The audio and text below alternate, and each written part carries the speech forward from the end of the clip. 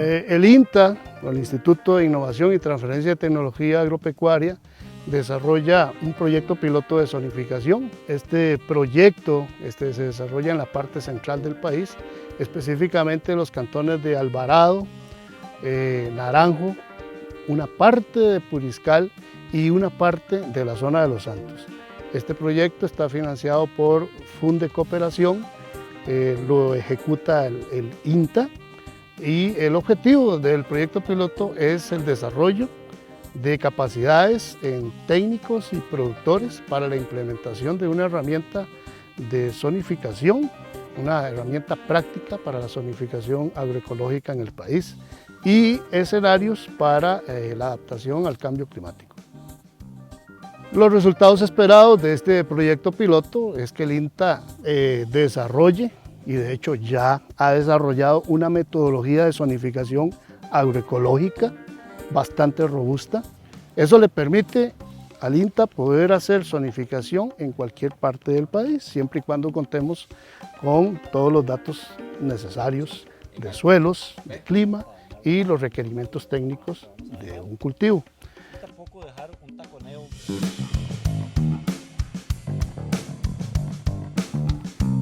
La zonificación agroecológica busca identificar diferentes tierras con niveles de aptitud, y estos niveles de aptitud son para sostener un cultivo en particular.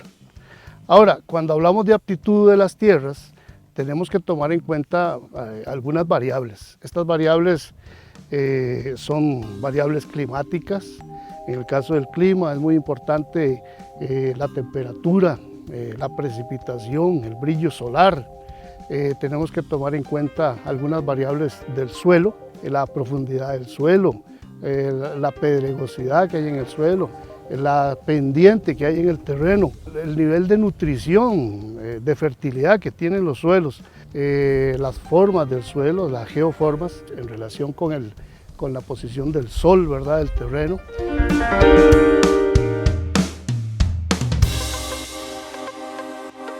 Todos estos factores se entremezclan entre sí formando lo que nosotros llamamos criterios de aptitud, y estos criterios de aptitud van conformando una serie de mapas que por medio de un software y con la ayuda del sistema de información geográfico se van conformando en lo que al final llamamos nosotros un mapa de zonificación.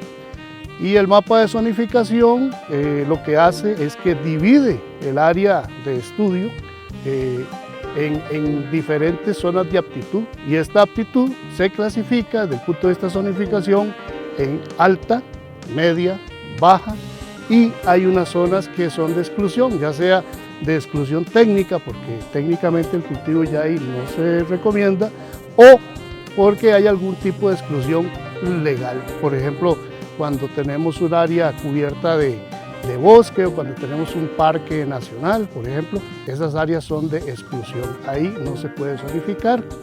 En las tierras de aptitud alta es donde vamos a tener las mejores condiciones para que el cultivo pueda prosperar, ¿verdad?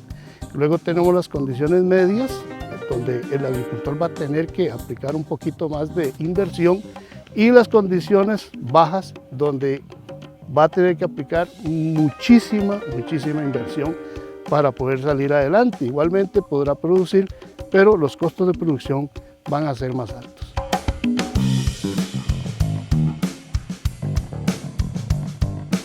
La zonificación consiste en poner en la balanza lo que son los requerimientos técnicos del cultivo contra las condiciones de clima y suelo que tiene una región, y al conocerlas ambas podemos saber si una tierra tiene limitantes o no, y a partir de conocer esas limitantes es que podemos efectivamente dar las mejores recomendaciones para ese cultivo. Ahora bien, todo esto nos permite, al final de cuentas, disminuir la vulnerabilidad.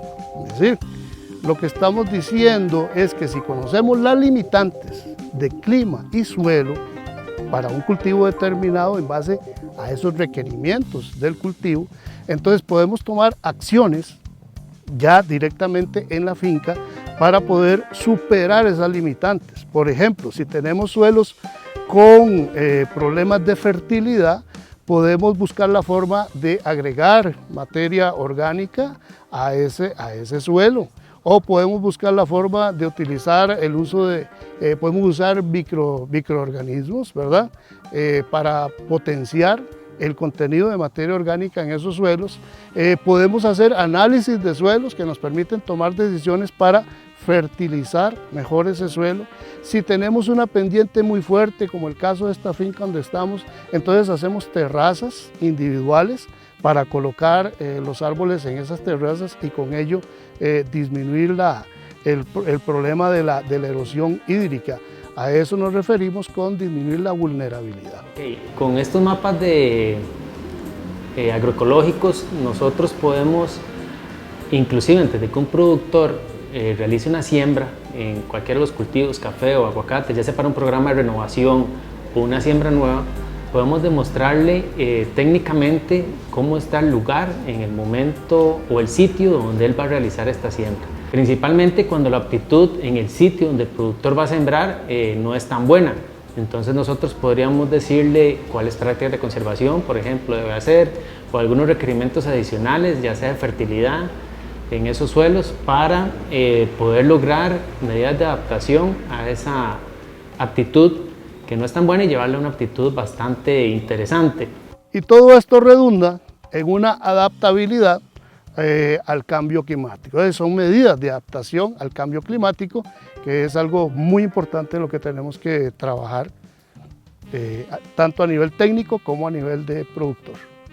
Yo creo que la zonificación se constituye en una herramienta bien importante para las generaciones futuras. Al menos en mi caso, a mí me tomó más de 30 años darme cuenta, digamos, de que no estábamos en los mejores suelos, aunque se puede producir, pero no eran los mejores suelos. Entonces, una cuestión de orden en un país, en el sector agrario, a través de una zonificación, nos va a permitir ver familias, digamos, con más éxito económico, con menos inversión y con una productividad mucho más desarrollada en áreas ya completamente identificadas. Hoy por hoy existe esta herramienta y yo creo que es muy válida ponerla en práctica y poder determinar cuáles son las mejores zonas para diferentes cultivos en Costa Rica.